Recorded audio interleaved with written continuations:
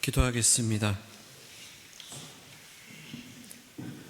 주님, 오늘도 우리를 말씀 앞에 세워주시니 감사드립니다. 주님의 말씀 앞에 나의 모든 것 내려놓습니다. 내가 내어드린 침묵 위에 말씀하여 주셔서 주님과 나 사이에 그 무엇도 자리하지 못하는 이 시간 되게 하여 주시옵소서. 예수님 이름으로 기도드립니다. 아멘. 이스라엘 백성이 광야를 걸을 때의 일입니다. 이 백성은 40년 동안 광야의 한 자리에 가만히 있었던 것이 아닙니다. 계속 움직였습니다. 민수기에 백성의 수를 계수하는 백성의 수가 몇 명인지 세아리는 장면이 나옵니다. 사실 그래서 이 책의 이름이 민수기입니다. 백성의 수를 계수했기 때문입니다. 민수기에서 계수된 백성의 수는 20세 이상 남성만 60만 명이 넘습니다.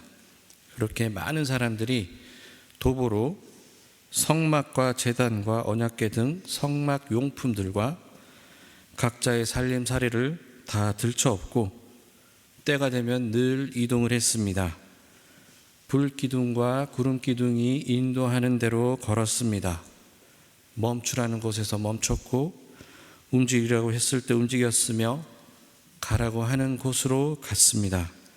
그렇게 40년을 광야에서 걷습니다. 오늘 본문 말씀은 그 40년의 여정 중에 일어난 한 가지의 이야기입니다. 이스라엘 백성이 광야에서 이동 중에 에돔이라는 나라를 지나야 할 일이 생겼습니다. 그래서 모세는 에돔을 통과하기 전에 가데스라는 곳에서 에돔 왕에게 사신들을 보냈습니다. 사신들을 통해서 이스라엘 백성이 에돔 땅을 통과하게 해달라는 그 허락을 받기 위해서 사신들을 보낸 것이었습니다. 민수기 20장 14절부터 그 이야기가 나오는데 모세가 사신을 통해 부탁하는 그 말들이 굉장히 겸손하고 정중합니다. 왜 그들이 광야를 걷고 있는지, 왜 출애굽을 해야만 했는지 정중하게 설명하면서 에돔 땅을 지나는 동안 밭이나 포도원에는 들어가지 않겠다고 약속합니다.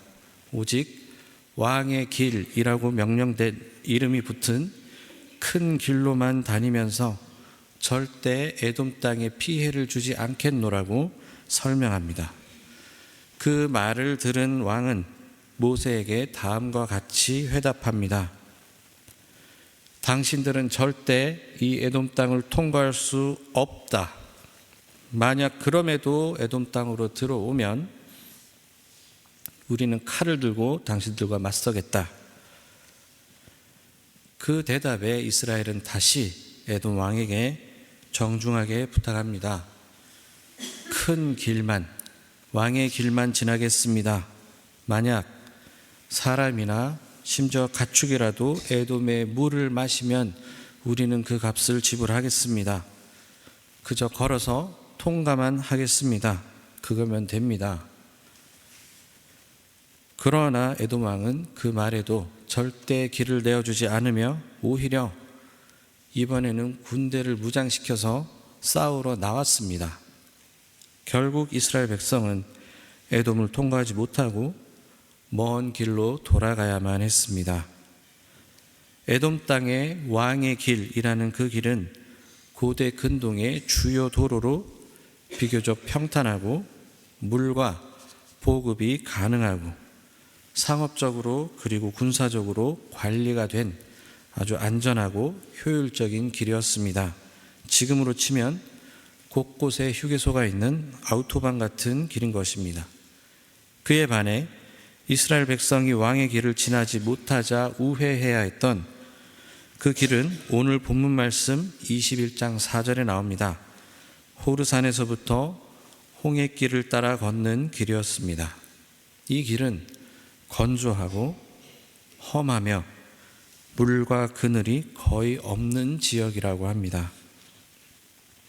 넓고 편한 왕의 길을 두고 이들은 건조하고 험한 홍해길을 걸어야 했고, 그러면서 이들은 마음이 상했습니다.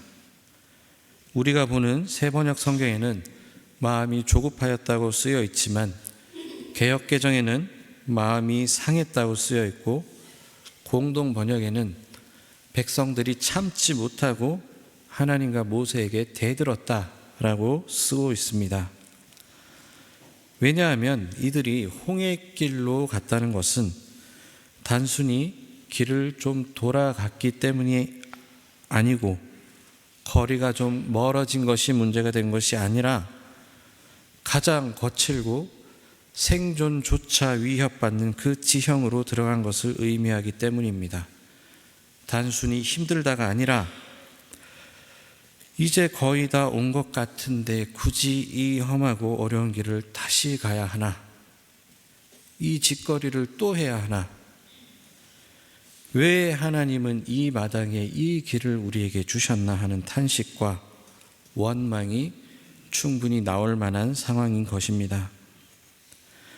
단순히 체력이 안 돼서 힘들다가 아니라 이들의 마음조차 지칠 대로 지쳐버린 상황이었습니다. 그래서 단순히 배고프고 목마르고 생존할 수 있을까에 대한 두려움에 원망한 것이 아니라 허탈과 좌절, 그리고 도대체 이 길의 의미가 무엇인지 묻는 그 지경까지 온 것입니다. 그래서 그들은 모세에게 힘들다, 체력이 안 된다, 이 길은 위험하지 않냐? 라고 원망한 것이 아니라 이 보잘것없는 음식은 이제 진절머리가 난다 하면서 불평한 것입니다. 그저 음식이 질렸겠습니까? 계속되는 고단함에 이들의 마음이 아예 무너져 내린 것입니다. 그렇게 마음이 무너져 내리자 이스라엘 백성은 하나님과 모세를 원망했습니다. 그 원망을 들은 하나님께서 이스라엘 백성에게 불뱀을 보내십니다. 그 불뱀이 이스라엘 백성을 물기 시작했습니다. 그 바람에 이스라엘 백성은 많이 죽었습니다. 백성이 다시 모세에게 몰려왔습니다. 그리고 간구했습니다. 주님과 모세를 원망함으로 우리가 죄를 지었으니 이제는 이 뱀이 물러가게 해 주십시오. 그렇게 기도해 주십시오 하면서 모세에게 애원했습니다. 그 말을 들은 모세는 하나님께 기도했습니다. 모세를 보면 참 착합니다. 저 같았으면 한동안은 외면하고 싶었을 텐데 상황이 급박했는지 아니면 정말 착해서 그랬는지는 모르겠지만 모세는 그들을 위해서 기도했고, 하나님은 모세에게 불뱀을 만들어 기둥에 달아 놓아라 명령하셨고, 모세는 그 명령을 따라서 구리로 뱀을 만들어서 그것을 기둥 위에 매달았습니다. 그래서 뱀이 사람을 물었을 때 뱀에 물린 사람은 구리로 만든 그 뱀을 쳐다보면 살아났습니다. 이것이 오늘 본문 말씀의 이야기입니다. 여러분들은 이 이야기를 들으면 무엇이 느껴지십니까? 저는 이 이야기를 읽고 어느 날 문득 이런 생각이 났습니다. 사실 그동안은 제가 이 본문을 어떻게 읽었냐 하면 백성이 하나님을 원망하고 모세를 원망했는데 하나님께서 이스라엘 백성을 사랑하시고 용서해 주셔서 구리로 만든 뱀이라는 은혜를 베푸셨고, 교만한 이스라엘 백성은 하나님의 용서 덕분에 살았다. 역시 하나님의 은혜로구나 하면서 읽었습니다. 그런데 어느 날 이 본문을 읽으면서 문득 이런 생각이 드는 것입니다. 방법이 참 희한하다. 뱀에 물린 사람에게 구리로 만든 뱀을 보라고 하다니. 만약에 이스라엘 백성에게 뱀에 물렸을 때 뱀에 물린 상처로부터 심장 쪽으로 끈으로 묶어서 뱀의 독이 온몸에 퍼지는 것을 막고 환부의 독을 빨아내라 라고 하신다든지, 어디에 내가 좋은 약초를 예비해 두었으니 그 약초를 캐다가 빻아서 환부에 발라라. 아니면 어디에 내가 샘물을 예비했으니 그 샘물에 너의 환부를 씻어라 라고 한다든지, 아니면 하다못해 각 지파에서 의술을 아는 자들과 환자를 돌볼 자들을 불러서 어떻게 돌보아야 할지, 어떻게 치료해야 할지 가르쳐라 라고 했다면 이 명령은 아주 신뢰가 갔을 것입니다. 상식적이고 합리적이며 군더더기 없이 깔끔하지 않습니까? 만약 하나님께서 모세를 통해서 이렇게 명령하셨었다면 이들은 아주 논리적으로 납득이 되고 설득이 되어서 시키는 대로 잘 했을 것 같습니다. 그런데 뱀에 물린 사람에게 놋뱀을 바라보라니 좀 이상하지 않습니까? 아니면 아예 하나님께서 너희가 나를 원망했으니 제단을 쌓아라, 제사를 드려라, 회개기도 몇 시간 하고 하나님 앞에 속죄제를 드려라, 너희들의 헌신을 증명해라, 악한 영에 맞서 싸워라 하고 명령을 하셨다면 그 말도 참 납득이 가고 지금 이 글을 읽는 우리도 영적 전쟁이로구나 하면서 쉽게 이해하며 읽었을 것 같습니다. 그런데 놋뱀을 바라보라니 좀 이상하지 않습니까? 이 방법은 전혀 논리적이거나 실용적이지 않습니다. 현실적이지도 않습니다.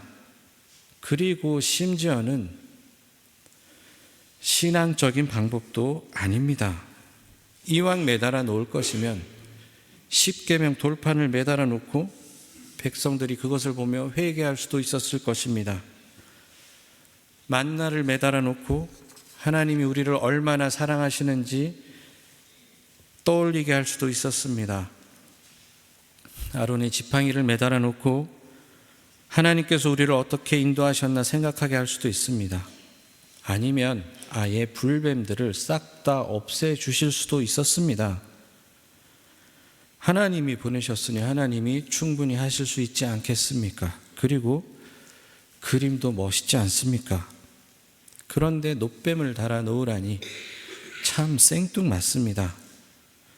여러분들이 이스라엘 백성이라면, 뱀에 물려 죽어가는 사람들이라면 하나님께서 제공하신 이 솔루션을 어떻게 생각하시겠습니까? 만약 약초를 캐다가 발라라고 했으면 백성들은 작은 의심조차 없이 그렇게 행했을 것이고, 하나님의 방법이 훌륭했다, 역시 하나님은 전지전능하시구나 말했을 것입니다. 혹은 제단을 쌓고 속죄제를 드리라고 했다면 역시 하나님은 우리를 용서하시는 하나님이시구나, 사랑의 하나님이시구나 했을 것입니다. 십계명 돌판을 매달아 놓았다면 우리가 정말 큰 죄를 지었구나 가슴을 치면서 회개했을 것입니다. 그런데 하나님께서 선택한 방식은 그것이 아니었습니다. 모세에게 딱 두 가지만 말씀하셨습니다.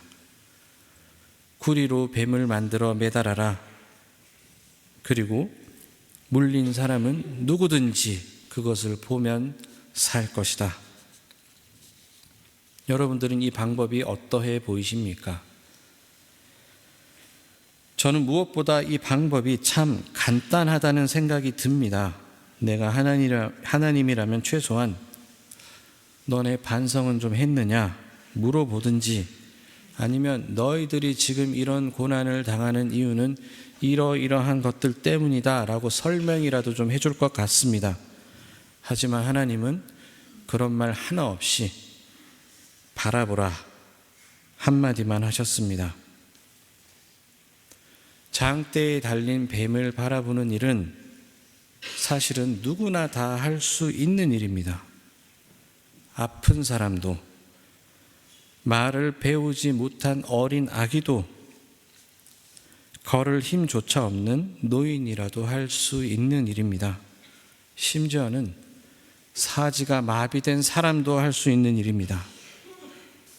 눈알만 굴릴 힘만 있으면 할 수 있는 일인 것입니다. 그래서 뱀에게 물렸고 하나님께서 놋뱀을 달아라 해서 매달았고 그 놋뱀을 보면 살 것이다 했는데 그런데도 죽었다면 그 사람은 능력이 없어서 죽은 것이 아닙니다. 다른 핑곗거리가 없습니다. 그냥 보기 싫어서 안 보고 죽은 겁니다. 다른 이유를 댈 수가 없습니다. 시력의 이상만 없다면 누구나 다 할 수 있는 일이지 않습니까?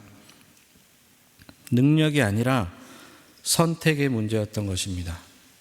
못 본 것이 아니라 보고 싶지 않은 것입니다. 그 외에는 죽을 이유를 설명할 길이 없습니다. 하나님이 모세를 통해서 이스라엘 백성에게 너희들이 불뱀에 물렸을 때 장대에 매달린 뱀을 보면 살 것이다 라고 말씀하셨을 때 그때 이스라엘의 백성의 목숨은 그들의 능력이나 지식의 문제가 아닌 자신들의 의지의 문제가 되어버렸습니다. 신앙이 이와 같습니다. 여기 계신 분들은 다 신앙의 연차가 있으신 분들입니다. 우리는 흔히 신앙생활이라 하면 얼마나 하나님 앞에 내가 희생했는가, 내가 그동안 성도라는 이름을 붙들고 살며 얼마나 고생했는가, 내가 이 교회를 유지하기 위해서 얼마나 헌신하고 봉사했는가 하는 것들로 신앙을 평가합니다. 혹은 훌륭한 신앙을 갖기 위해서나 하나님을 더 깊이 알기 위해서 우리는 열심히 공부하고 신앙에 대해서 배우고 탐구해야 한다고 생각합니다. 평신도보다는 신학 박사학위 정도 되면 하나님을 더 잘 알 것 같고 그냥 예배만 왔다 갔다 하는 성도보다는 제자 훈련도 하고 양육 프로그램도 좀 참여하는 성도가 더 믿음이 깊다고 여기기 쉽습니다. 좋습니다. 정말 귀한 일들입니다. 그런 일들이 결코 무의미하거나 헛된 일들이라는 말이 절대 아닙니다. 하지만 우리는 명심해야만 합니다. 인간의 노력들이 신앙을 규정짓는 것은 아니라는 말입니다. 이 놋뱀 앞에서 우리는 발견하고 명심해야 합니다. 하나님께서 불뱀이라는 위기 앞에 요구하신 것은 오직 바라봄 한 가지였다는 사실입니다. 우리는 지금까지 내가 하나님 앞에서 얼마나 버텼는가, 내가 성도라는 이름으로 얼마나 고난받으며 살았는가, 내가 얼마나 희생했고 내가 얼마나 헌신했는가, 그래서 나는 참 괜찮은 신앙인이지 않나 하고 생각하고 그런 것들로 나의 신앙을 평가하며 살았습니다. 그러나 하나님은 인생의 위기 앞에서 그동안 네가 뭘 잘못했고 네가 얼마나 깊은 반성을 하고 뼈저린 회개를 했느냐는 묻지 않으십니다. 그저 딱 하나 요구하십니다. 바라봄입니다. 저는 이것이 믿음을 너무 잘 보여준다고 생각합니다. 내 생각과 상식과는 달라도 하나님께서 말씀하시는 대로 행하는 용기, 그것이 믿음이라고 생각합니다. 그 믿음을 행하는 데는 큰 능력이나 지식이 필요한 것이 아닙니다. 그저 바라볼 수 있으면 됩니다. 내 상식선에서는 도무지 이해되지 않더라도 행하는 것, 능력의 문제가 아니라 의지의 문제가 바로 믿음인 것입니다. 죽고 살고의 문제가 갈리는 생사의 갈림길에서 하나님은 내 신앙의 행동의 크기가 아니라 내 시선의 방향을 말씀하십니다. 내가 성도로서 무슨 일을 했느냐가 아니라 무엇을 바라보고 있으며 어디에 마음을 두고 살았느냐를 묻고 계십니다. 그래서 우리는 나 스스로를 돌아보면서 내가 하나님 앞에서 무엇을 했나, 어떤 선한 일을 하고 신앙인으로서 무엇을 성취했는가를 물어보기에 앞서서 나는 무엇을 바라보며 여기까지 왔는가? 나는 성도로서 무엇을 마음에 두고 여기까지 왔는가를 물어보아야 합니다. 여러분들은 성도로서 무엇을 바라보며 사십니까? 우리는 지금까지 많은 노력을 하며 여기까지 왔습니다. 그동안 정말 이민자로서 뼈가 닳도록 열심히 일하며 살았고, 심지어는 교회 일도 열심히 했습니다. 우리는 충분히 잘 하려고 애써왔고 실제로 잘 해왔습니다. 그런데도 지치고 쓰러져 있다면 그것은 여러분들의 잘못이 아닙니다. 우리가 나빠서가 아닙니다. 바라볼 힘을 잃었기 때문인지도 모르겠습니다. 하나님은 불뱀 앞에서 이스라엘 백성에게 너 지금까지 성도로서 하나님 나라의 백성으로서 무엇을 했느냐를 물어보시지 않으십니다. 무엇을 바라보느냐를 물으십니다. 우리의 마음이 어디로 향해 있는지를 물으십니다.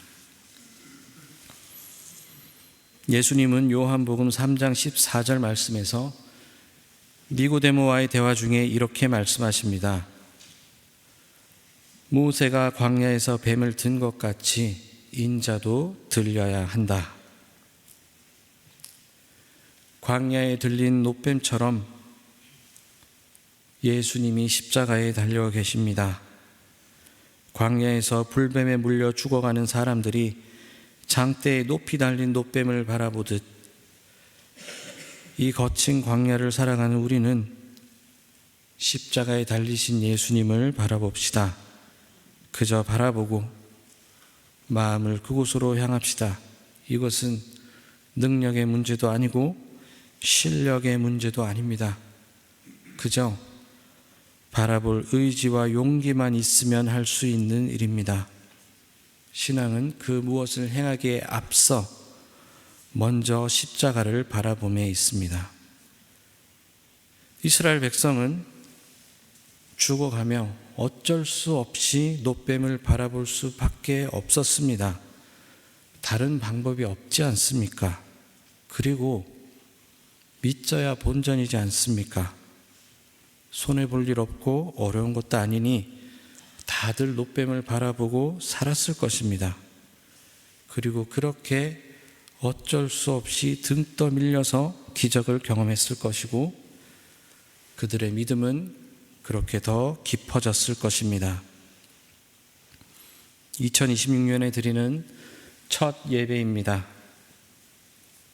인정하고 싶지 않지만 사실 저도 마찬가지이고 이 자리에 있는 우리 모두는 인생이라는 광야에서 어디로 갈지 몰라서 헤매다가 불뱀에 물린 존재들입니다. 삶의 여정에서 그리고 신앙의 여정에서 지쳤고 힘든 존재들입니다. 인간의 꾀라면 특별 새벽기도 하고 작정헌금하고 어디에 봉사하자고 해야 우리 교회가 부흥할 것만 같습니다. 그래야 우리 마음이 편할 것 같습니다. 하지만 그런 것들로 여러분들을 설득하고 제가 스스로 나 목회 잘하고 있다 위로 삼지 않겠습니다. 그런 것들이 먼저가 아닙니다. 가장 먼저 십자가를 바라보십시오. 그리고 우리의 마음을 하나님께로 향하십시오. 우리 올 한 해를 뱀에 물린 이스라엘 백성이 놋뱀을 바라보듯 십자가를 바라보며 삽시다. 인간의 힘과 방법이 아닌 예수를 바라봄으로 살아가는 사람들이 됩시다. 세상 사람들, 교회 밖 사람들의 눈에는 미련하고 멍청해 보일지 몰라도 그저 바라봅시다. 그리고 우리 죽음의 기운이 가득한 이 광야 같은 세상에서 생명의 기운을 누리는 자들로 올 한 해를 살아갑시다. 더 이상 나 스스로 나의 노력으로 나를 고치지 않겠다고 다짐하고 더 이상 내 믿음과 나의 노력을 하나님 앞에 그리고 사람들 앞에 증명하지 않겠노라고 다짐하고 창조받은 한 영혼으로서 내가 살 길은 오직 하나님께만 달려있다고 인정하는 2026년이 되시길 바랍니다. 주보를 보셔서 아시겠지만 올해 우리 교회의 표어는 예수가 길이 되는 교회입니다.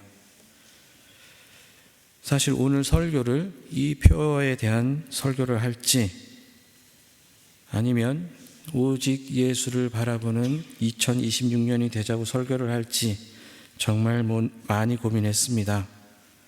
그래서 첫 주는 광야에서 놋뱀을 바라보듯 예수를 바라보며 살아가는 새해가 되자고 설교하고, 다음 주에 예수가 길이 되는 2026년이 되자고 말씀드리려고 했는데, 주보를 보면 또 아시겠지만 이 놋뱀 본문으로 설교를 준비하다 보니 이 말씀이 우리에게 전하고자 하는 바가 너무 커서 3주간 같은 본문으로 설교하고 1월 마지막 주에 이 표어를 가지고 설교를 하게 될 것입니다.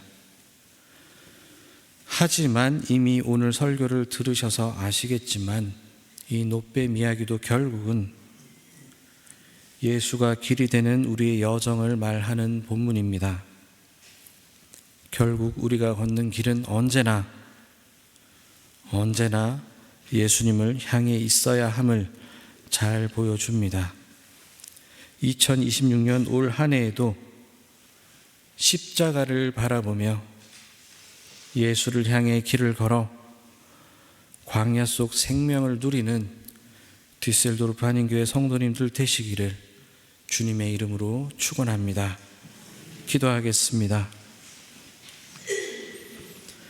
불뱀에 물려 죽어가는 사람들에게 장대에 놋뱀을 매달아 그것을 바라보며 살리라 말씀하신 주님, 이 시간 내가 바라보아야 할 놋뱀은 무엇인지 주님께 구합니다. 주님께서는 나에게 장대에 달린 뱀을 바라보면 살 것이다 말씀하시지만 나는 장대에 달린 놋뱀을 두고 더 나은 약초를 찾고 실력 좋은 의사를 찾고 내 상처를 씻어낼 물이 어디 있나 찾아다녔음을 고백합니다. 불뱀에 물려 죽어가는 우리에게 그저 바라보라 말씀해 주신 주님, 이 시간 올 한 해를 시작하며 그저 주님 달리신 십자가를 바라보길 원합니다. 내 눈에 다른 멋진 것들이 들어오더라도 나의 시선과 나의 마음은 그저 십자가에 달리신 예수님을 바라보도록 주님 우리들에게 은혜를 베풀어 주시옵소서. 그리하여 길이 되신 예수님을 따르는 주님의 사람들로 살아가도록 우리들을 인도하여 주시옵소서. 예수님 이름으로 기도드립니다. 아멘.